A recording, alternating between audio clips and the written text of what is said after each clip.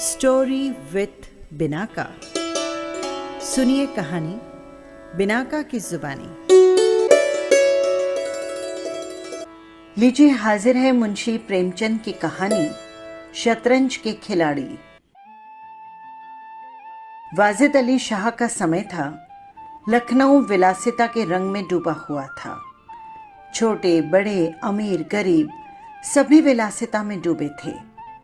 कोई नृत्य और गान की मजलिस सजाता तो कोई अफीम के पिनक के ही मजे ले लेता।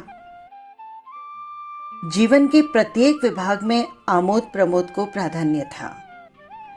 शासन विभाग में, साहित्य क्षेत्र में, सामाजिक व्यवस्था में, कला कौशल में, उद्योग धंधों में, आहार विहार में सर्वत्र विलासिता ही व्याप्त हो रही थी। कर्मचारी विषय वासना में, कविगण प्रेम और विरह के वर्णन में, कारीगर कलाबत्तू और चिकन बनाने में, व्यवसायी सुर में और इत्र मिस्त्री और उपटन का रोजगार करने में लिप्त थे। सभी की आंखों में विलासिता का मत छाया हुआ था। संसार में क्या हो रहा है इसकी किसी को खबर न थी। बटेर लड़ रहे हैं, तीतरों की लड़ाई के लिए पाली बंधी जा रही है, कहीं चौरस बिछी हुई है तो पौ 12 का शोर मचा हुआ है, कहीं शतरंज का घोर संग्राम छिड़ा हुआ है। यहां तक कि फकीरों को पैसे मिलते हैं तो वे रोटियां न लेकर अफीम खाते या मदक पीते। शतरंज, ताश और गंजीफा खेलने में बुद्धि तीव्र होती है, विचार शक्ति का विकास होता है, पेचीदा मसलों को सुलझाने की आदत पड़ती है। ये दलीलें जोर के साथ पेश की जा रही थी। इस संप्रदाय के लोगों से दुनिया अब भी खाली नहीं है। इसलिए अगर मिर्जा सज्जाद अली और मीर रोशन अली अपना अधिकांश समय बुद्धि तीव्र करने में व्यतीत करते थे तो किसी विचारशील पुरुष को क्या आपत्ति हो सकती थी।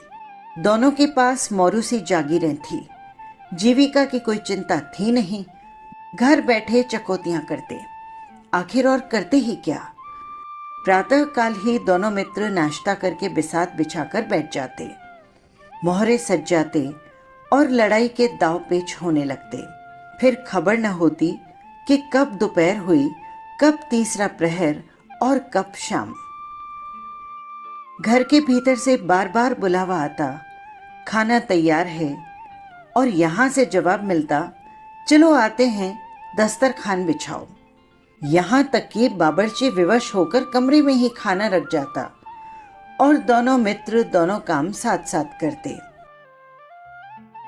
मिर्जा सज्जाद अली के घर में कोई बड़ा बूढ़ा न था, इसलिए उन्हीं के दीवान खाने में बाजियां होती थी। मगर ये बात न थी कि मिर्जा के घर के और लोग उनके व्यवहार से खुश हों। घरवाली का तो कहना ही क्या, मोहल्ले वाले, घर के नौकर चाकर तक नित्य द्वेषपूर्ण टिप्पणियां किया करते। बड़ा मनहूस खेल है, घर को तबाह कर देता है। खुदा न करे कि किसी को इसकी चाट पड़े। आदमी दीन दुनिया किसी के काम का नहीं रह जाता, न घर का न घाट का। बहुत बुरा रोग है। यहां तक कि मिर्जा की बेगम को तो इससे इतना द्वेष था कि अवसर खोज खोज कर पति को लताड़ती थी, पर उन्हें इसका अवसर मुश्किल से ही मिलता था। वो सोचती रहती, तब तक उधर बाजी बिछ जाती, और रात को जब वो सो जाती तब कहीं मिर्जा जी घर के भीतर आते। हाँ, नौकरों पर वो अपना गुस्सा उतारती रहती थी। वो कहती, क्या पान मांगे हैं, कह दो कि आकर ले जाएं। खाने की भी फुर्सत नहीं है इनको। ले जाकर खाना उनके सिर पर पटक दो, खाएं चाहे कुत्तों को खिलाएं। लेकिन वो रूबरू कुछ न कह सकती थी। उनको अपने पति से उतना मलाल न था जितना मीर साहब से। उन्होंने उनका नाम मीर बिगाड़ू रख छोड़ा था। शायद मिर्जा जी अपनी सफाई देने के लिए सारा का सारा इल्जाम मीर साहब के ही सिर थोप दिया करते थे। एक दिन बेगम साहिबा के सिर में दर्द होने लगा। उन्होंने लौंडी से कहा, अरे जाकर मिर्जा साहब को बुला लो, किसी हकीम के यहां से दवा ले आए, दौड़ जल्दी कर। लौंडी जब आई तो मिर्जा ने कहा, तू चल, हम अभी आते हैं। बेगम का मिजाज गर्म था। इतनी ताप कहाँ कि उनके सिर में दर्द हो और पति शतरंज खेलता रहे। चेहरा सुर्ख हो गया। लौंडी से बोली, तू जाकर के अभी चलिए, नहीं तो मैं खुद ही हकीम के यहां चली जाऊंगी। मिर्जा बड़ी दिलचस्प बाजी खेल रहे थे। 2 ही चाल में मीर साहब की मात हुई जाती थी। झुंझला कर बोले, क्या ऐसा दम लबों पर है, जरा सब्र नहीं होता? मीर, अरे तो जाकर सुन ही आइए ना, औरतें बड़ी नाजुक मिजाज होती हैं। मिर्जा, जी हाँ, क्यों न चला जाऊं, 2 ही चाल में आपको मात जो होती है। मीर, जनाब, इस भरोसे में न रहिएगा। वो चाल सोची है कि आपके मोहरे धरे रहें और मात हो जाए। पर जाइए, सुन आइए, क्यों खामखा उनका दिल दुखाइएगा। मिर्जा, तो फिर इसी बात पर मात करके ही जाऊंगा। मीर, मैं खेलूंगा ही नहीं, आप जाकर सुन आइए। मिर्जा, अरे यार, जाना ही पड़ेगा हकीम के यहाँ। सिरदर्द खाक नहीं है, बस मुझे परेशान करने का बहाना है। मीर, कुछ भी हो, उनकी खातिर तो करनी ही पड़ेगी। मिर्जा, अच्छा ठीक है, एक चाल और चल लूं। मीर, हरगिज नहीं, जब तक आप नहीं सुनकर आएंगे मैं मोहरे को हाथ भी न लगाऊंगा। मिर्जा साहब मजबूर होकर अंदर गए तो बेगम साहिबा ने त्योरियां बदलकर लेकिन कराते हुए कहा, तुम्हें निगोड़ी शतरंज इतनी प्यारी है, चाहे कोई मर ही क्यों न जाए, पर उठने का नाम भी नहीं लेते। नौज कोई तुम जैसा आदमी हो। मिर्जा, क्या कहूं, मीर साहब मानते ही ना थे, बड़ी मुश्किल से पीछा छुड़वा कर आया हूं। बेगम, क्या जैसे वो खुद निखट्टू हैं वैसा ही सबको समझते हैं? उनके भी बाल बच्चे हैं या सबका सफाया कर डाला है? मिर्जा, बड़ा लती आदमी है, जब आ जाता है तो मुझे भी मजबूर होकर खेलना पड़ता है। बेगम, तो तुम दुत्कार क्यों नहीं देते? मिर्जा, बराबर का आदमी है, उम्र में दर्जे में मुझसे 2 उंगल ऊंचे, मुलाइजा तो करना ही पड़ता है। बेगम, ठीक है, तो मैं ही दुत्कार देती हूं, नाराज हो जाएंगे तो हो जाएं, कौन किसी की रोटियां चला देता है। रानी रूठेगी, अपना सुहाग लेगी। हिरिया, बाहर से शतरंज उठा ला, और सुन, मीर साहब को कहना मियाँ अब न खेलेंगे, आप तशरीफ ले जाइए। मिर्जा, हाँ हाँ, कहीं ऐसा गजब भी न करना, जलील करना चाहती हो क्या? ठहर हिरिया, कहाँ जाती है तुम? बेगम, जाने क्यों नहीं देते? मेरे ही खून पिए जो उसे रोके। अच्छा, उसे रोका, मुझे रोको तो जानू। ये कहकर बेगम साहिबा चल्लाई हुई दीवान खाने की तरफ चली। मिर्जा बेचारे का तो रंग ही उड़ गया। बीवी की मिन्नतें करने लगे, खुदा के लिए तुम्हें हजरत हुसैन की कसम, मेरी ही मैयत देखे जो उधर जाए। लेकिन बेगम साहिबा ने एक न मानी, दीवान खाने के द्वार तक चली गई। लेकिन एकाएक पर पुरुष के सामने जाते हुए पांव बंद गए। भीतर झांका, संयोग से कमरा खाली था। मीर साहब ने 2 मोहरे इधर उधर कर दिए थे और अपनी सफाई बताने के लिए बाहर टहल रहे थे। बस फिर क्या था, बेगम ने अंदर पहुंचकर बाजी उलट दी।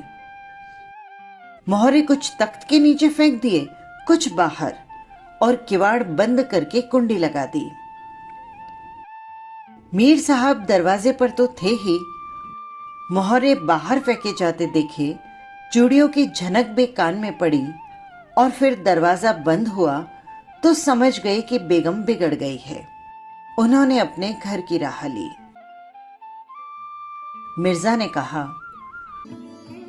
तुमने आज गजब कर दिया।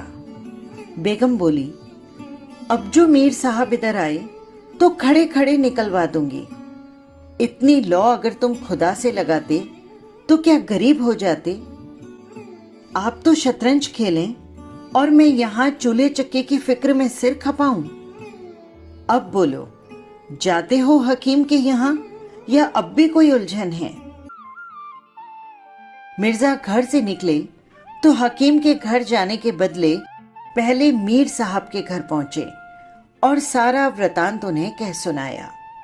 मीर साहब बोले, मैंने तो जब मोहरे बाहर आते देखे तभी ताड़ गया, फौरन भागा। बड़ी गुस्सेवर मालूम होती है, मगर आपने उन्हें यूं सिर पर चढ़ा रखा है, ये मुनासिब नहीं है। उन्हें इससे क्या मतलब कि आप बाहर क्या करते हैं?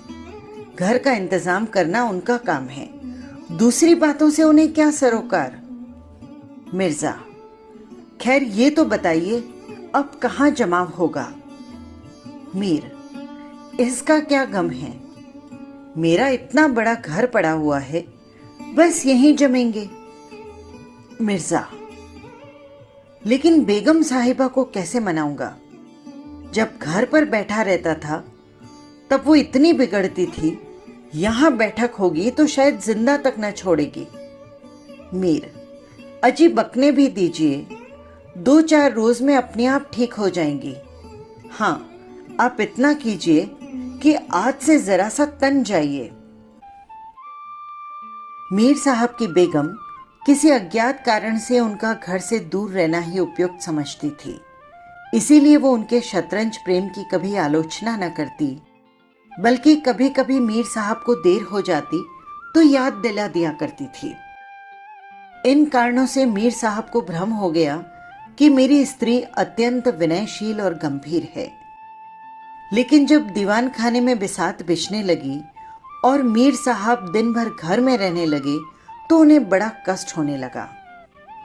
उनकी स्वाधीनता में बाधा पड़ गई। दिन भर दरवाजे के बाहर झांकने को वो तरस जाती।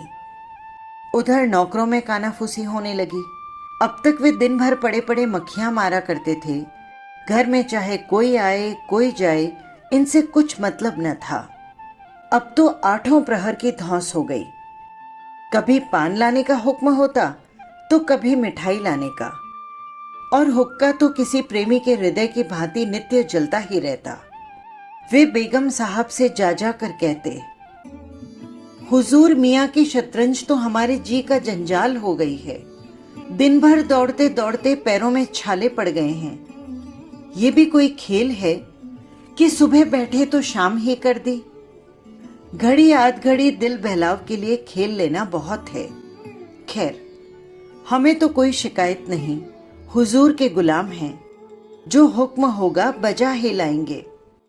मगर ये खेल बड़ा मनहूस है, इसको खेलने वाला कभी पनपता नहीं। घर पर कोई न कोई आफत जरूर आती है।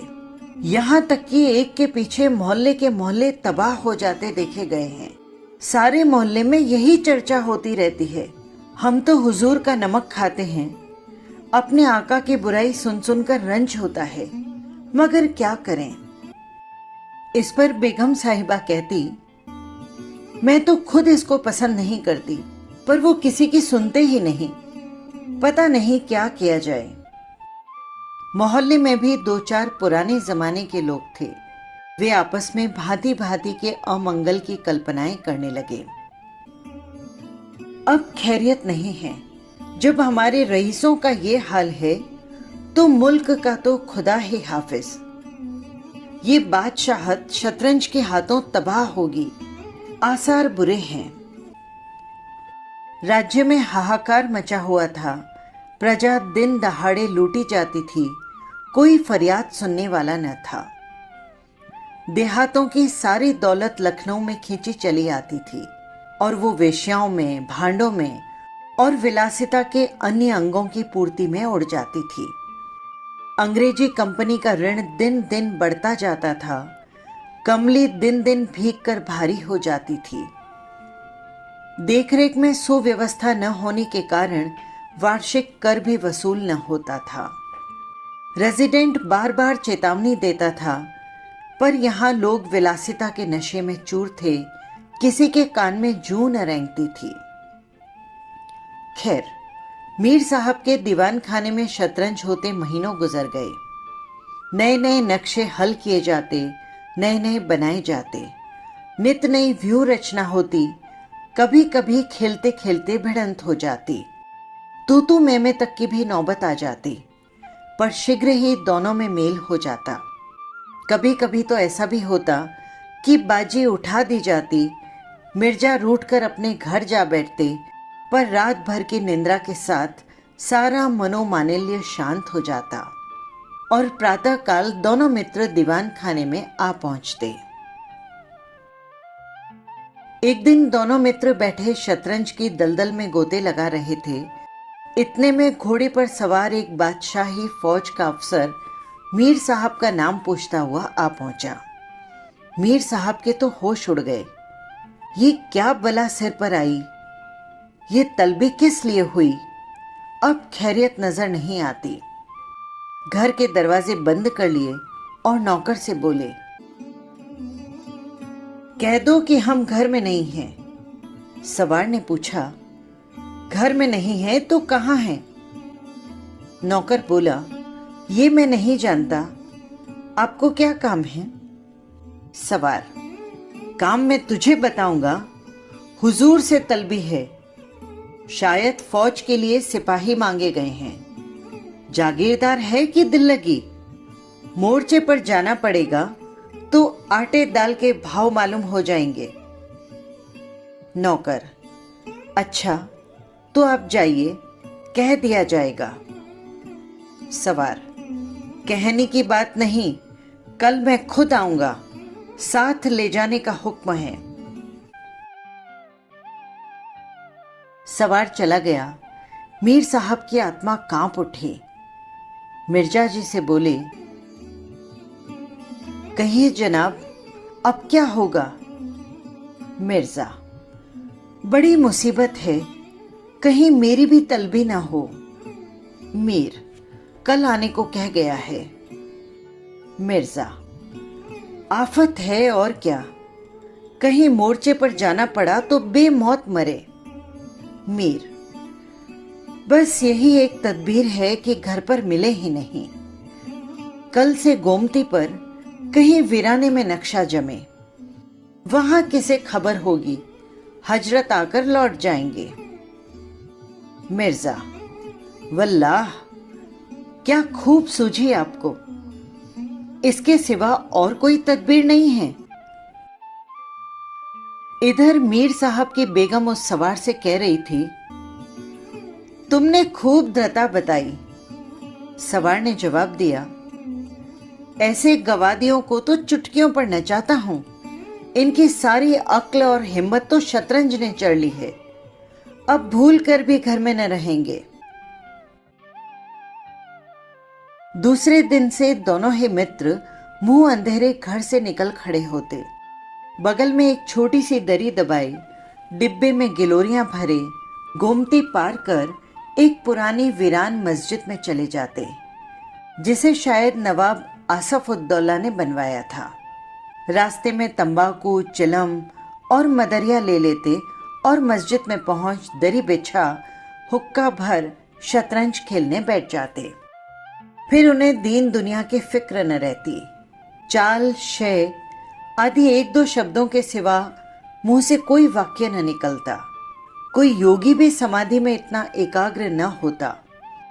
दोपहर को जब भूख मालूम होती तो दोनों मित्र किसी नानबाई की दुकान पर जाकर खाना खा आते और चिलम हुक्का पीकर संग्राम क्षेत्र में डट जाते। कभी कभी तो उन्हें भोजन का भी ख्याल न रहता। इधर देश की राजनीतिक दशा में भयंकर हलचल मची हुई थी। लोग बाल बच्चों को ले लेकर देहातों में भाग रहे थे, लेकिन हमारे दोनों खिलाड़ियों को तो इसकी जरा भी फिक्र न थी। वे घर से आते तो गलियों में होकर, डर था कहीं किसी बादशाही मुलाजिम की निगाह न पड़ जाए। नहीं तो बेगार में पकड़े जाएं। हजारों रुपए सालाना की जागीर मुफ्त में ही हजम करना चाहते थे। एक दिन दोनों मित्र मस्जिद के खंडर में बैठे शतरंज खेल रहे थे। मिर्जा की बाजी कुछ कमजोर थी। मीर साहब शय पर शय दे रहे थे। इतने में कंपनी के सैनिक आते हुए दिखाई दिए। ये गोरों की फौज थी जो लखनऊ पर अधिकार जमाने के लिए आ रही थी। मीर, अंग्रेजी फौज आ रही है, खुदा खैर करे।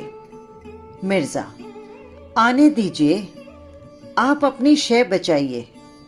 लो शय। मीर, तोर खाना भी है, कोई 5,000 आदमी होंगे। देखो कैसे जवान हैं, लाल बंदरों के जैसे मुंह हैं। सूरत देखकर खौफ मालूम होता है। मिर्जा, जनाब बातें न कीजिए और ये चकमे किसी और को दीजिएगा। ये लीजिए शय। मीर, आप भी अजीब आदमी हैं। यहां तो शहर में आफत आई हुई है और आपको शय की सूझ रही है। कुछ खबर है कि शहर घिर गया तो घर कैसे चलेंगे? मिर्जा, जब घर चलने का वक्त आएगा तो देखी जाएगी। ये शय, बस अब की चाल में मात है। फौज निकल गई। 10 बजे का समय था। फिर बाजी बिछ गई। मिर्जा बोले, आज खाने के लिए कहाँ ठहरिएगा? मीर, अजी आज तो रोजा है, क्या आपको भूख ज्यादा लग रही है? मिर्जा, जी नहीं, पर शहर में जाने क्या हो रहा है। मीर, शहर में कुछ नहीं हो रहा होगा। लोग खाना खाकर आराम से सो रहे होंगे।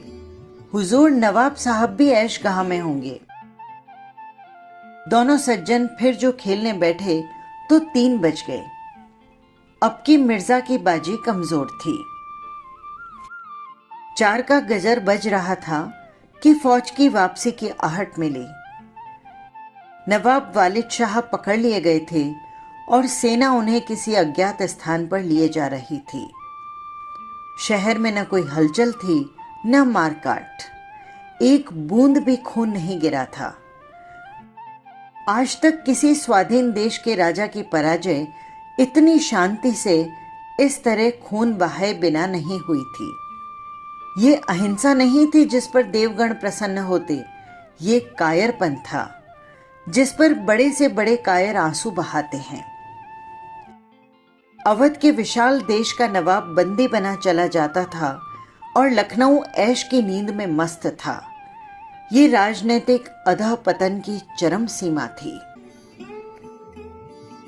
मिर्जा ने कहा, हुजूर, नवाब को जालिमों ने कैद कर लिया है। मीर, होगा, ये लीजिए शय।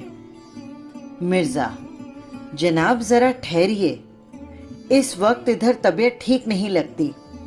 बेचारे नवाब साहब इस वक्त खून के आंसू रो रहे होंगे।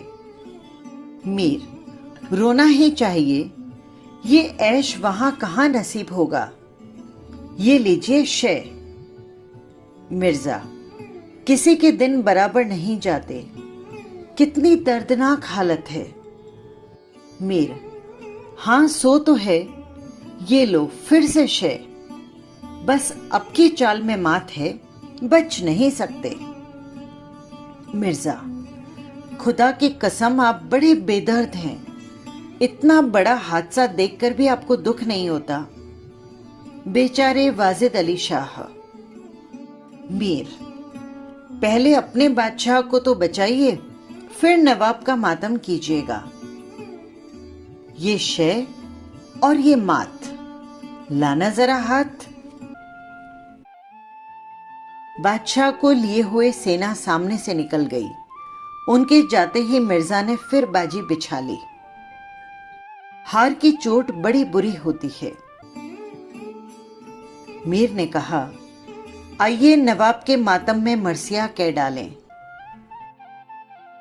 लेकिन मिर्जा की राजभक्ति अपनी हार के साथ लुप्त हो चुकी थी। वो हार का बदला चुकाने के लिए अधीर हो गए थे। शाम हो गई।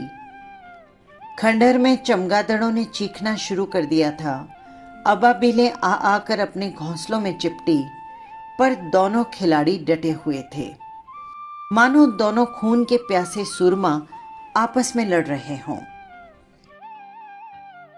मिर्जा 3 बाजियां लगातार हार चुके थे। इस चौथी बाजी का रंग भी कुछ अच्छा न था। वो बार बार जीतने का दृढ़ निश्चय कर संभल कर खेलते थे, लेकिन एक न एक चाल ऐसी बेढब आ जाती जिससे पूरी बाजी खराब हो जाती। हर बार हार के साथ प्रतिकार की भावना और उग्र हो जाती थी। उधर मीर साहब मारे उमंग के गजले गाते, चुटकियां लेते, मानो कोई गुप्त धन पा गए हों। मिर्जा सुन सुनकर झुंझलाते और हार की झेप मिटाने के लिए उनकी दाद देते थे। ज्यों-ज्यों बाजी कमजोर पड़ रही थी, धैर्य हाथ से निकलता जाता था, यहां तक कि वो बात बात पर झुंझलाने लगे। जनाब, आप चाल न बदला कीजिए। ये क्या कि चाल चले और फिर उसे बदल दिया जाए। देखिए, जो कुछ चलना है एक बार में चल दीजिए। ये आप मोहरों पर हाथ क्यों रख देते हैं? मोहरे छोड़ दीजिए। जब तक आपको चाल न सूझे, मोहरा छुआ न कीजिए। आप एक एक चाल आधे आधे घंटे में चलते हैं, इसकी सनद नहीं। जिसे एक चाल चलने में 5 मिनट से ज्यादा लगे, उसकी मात समझी जाएगी। ये फिर आपने चाल बदली। बस मोहरा वहीं रख दीजिए। मीर साहब का मोहरा पिटता था। बोले, अरे मैंने चाल चली ही कब थी? मिर्जा, देखिए आप चाल चल चुके हैं, मोहरा वहीं रख दीजिए, उसी घर में। मीर, उसमें क्यों रखूं? मैंने हाथ से मोहरा छोड़ा ही कब था? मिर्जा, मोहरा आप कयामत तक न छोड़ें तो क्या चाल ही न होगी? वजीर को पिटते देखा तो धांधली करने लगे। मीर, देखिए धांधली आप करते हैं। हार और जीत तकदीर से होती है, धांधली करने से कोई नहीं जीतता। मिर्जा, इस बाजी में आपकी मात हो गई। मीर, मुझे क्यों मात होने लगी? मिर्जा, तो आप मोहरा उसी घर में रख दीजिए जहां पहले था। मीर, वहां क्यों रखूं? नहीं रखता। मिर्जा, क्यों न रखिएगा, आपको रखना ही होगा। तकरार बढ़ने लगी। दोनों अपनी अपनी टेक पर अड़े थे। न ये दबता था न वो। अप्रासंगिक बातें होने लगी। मिर्जा बोले, किसी ने खानदान में शतरंज खेली होती तो इसके कायदे जानते। वो तो हमेशा घास छीला किए। आप क्या शतरंज खेलिएगा? रियासत और ही चीज है। जागीर मिल जाने से कोई रईस नहीं हो जाता। मीर, क्या घास आपके अब्बा जान छीलते होंगे? यहां तो पीढ़ियों से शतरंज खेलते चले आ रहे हैं। मिर्जा, हाँ जी, जाइए जी। गाजिउद्दीन हैदर के यहाँ बावर्ची का काम करते करते उम्र गुजर गई। आज रईस बनने चले हैं। रईस बनना कुछ दिल लगी नहीं है। मीर, क्यों अपने बुजुर्गों के मुंह पर कालिक लगाते हो? वे बावर्ची का काम करते होंगे। यहां तो बादशाह के दस्तरखान पर खाना खाते चले आए हैं। मिर्जा, अरे चल चरकटे, बहुत बढ़कर बातें न कर। मीर, देखिए जुबान संभालिए, वरना बुरा होगा। मैं ऐसी बातें सुनने का आदी नहीं। यहां तो किसी ने आंख दिखाई तो उसकी आंख निकाली। है हौसला? मिर्जा, आप मेरा हौसला देखना चाहते हैं तो फिर आइए, आज 2-2 हाथ हो ही जाएं, इधर या उधर। मीर, तो यहां तुमसे दबने वाला कौन है? दोनों दोस्तों ने कमर से तलवारें निकाल ली। नवाबी जमाना था, सभी तलवार, पेशकब्ज, कटार वगैरह बांधते थे। दोनों विलासी थे मगर कायर न थे। उनमें राजनीतिक भावों का अधःपतन हो गया था। बादशाह के लिए क्यों मरे? पर व्यक्तिगत वीरता का अभाव न था। दोनों ने पैंतरे बदले, तलवारें चमकी, छपाछप की आवाजें आई। दोनों जख्मी होकर गिरे, दोनों ने वहीं तड़प तड़प कर जान दे दी। अपने बादशाह के लिए उनकी आंखों से एक बूंद आंसू न निकला, लेकिन उन्होंने शतरंज के वजीर की रक्षा में प्राण दे दिए। अंधेरा हो चला था, बाजी बिछी हुई थी। दोनों बादशाह अपने अपने सिंहासन पर बैठे मानो इन वीरों की मृत्यु पर रो रहे थे। चारों तरफ सन्नाटा छाया हुआ था। खंडर की टूटी हुई मेहराबें, गिरी हुई दीवारें और धूल से भरी मीनारें इन लाशों को देखती और सिर धुनती थी। बस यही थी कहानी। फिर मिलेंगे किसी नई कहानी के साथ। नमस्कार।